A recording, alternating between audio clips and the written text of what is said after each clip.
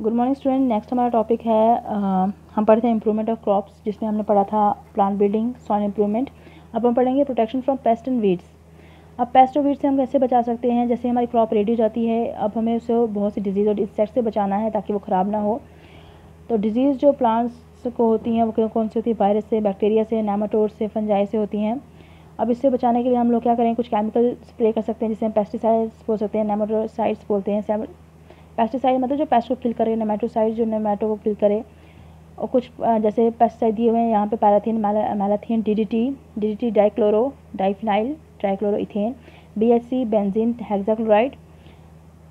ये करते हैं केमिकल्स जो है क्रॉप को प्रोटेक्ट करते हैं इंसेक्ट से।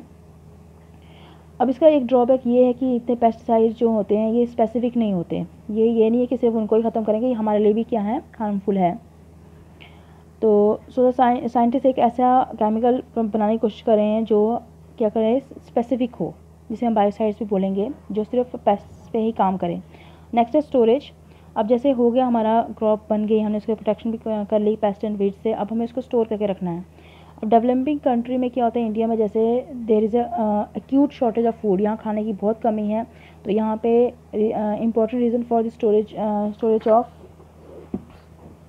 Food, the loss of food grain during storage. मतलब कि जब हम स्टोर करते हैं तो हमारा खाना ऐसे ही उसका काफ़ी ज़्यादा नुकसान हो जाता है उसका, क्योंकि उसको काफ़ी ज़्यादा पेस्ट ये लग जाते हैं कि कभी कभी ह्यूमिडिटी हो जाती है ज़्यादा, कभी टेम्परेचर ज़्यादा हो जाता है, कभी क्या होता है कि कुछ चूहे जो होते हैं वो ख़त्म कर देते हैं।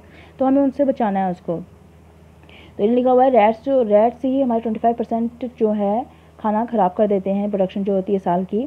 तो इसके लिए हमें बहुत ध्यान देना पड़ेगा। बहुत से और भी एनिमल्स हैं, इंसेक्ट्स हैं जो इसको ख़त्म करते हैं। तो हमें क्या क्या करना चाहिए, अपने स्टोरेज स्ट्रक्चर कैसा होना चाहिए वो बताया गया है।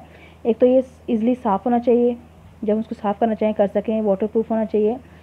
टेम्परेचर ह्यूमिडिटी का देखना पड़ेगा क्या कैसा होगा, मतलब एक पर्टिकुलर टेम्परेचर और ह्यूमिडिटी होनी चाहिए जितनी होनी चाहिए क्रॉप्स के लिए।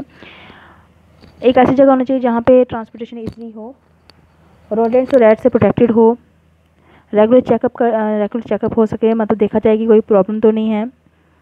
और उसमें पेस्टिसाइड जो है यूज़ किए जाने चाहिए, कोई माइक्रोऑर्गेनिज्म ग्रो नहीं करना चाहिए। अब जो है स्टोरेज हमारे लिए बहुत मायने रखती है, क्योंकि हमने फसल तो उगा ली, अब उसकी स्टोरेज साल के लिए हमें बना के रखना पड़ता है ताकि हमें खाने की कमी ना हो। इसलिए स्टोरेज बहुत क्या है, इसमें बहुत ही ज़रूरी है। तो ये हो गया हमारा इम्प्रूवमेंट ऑफ फूड।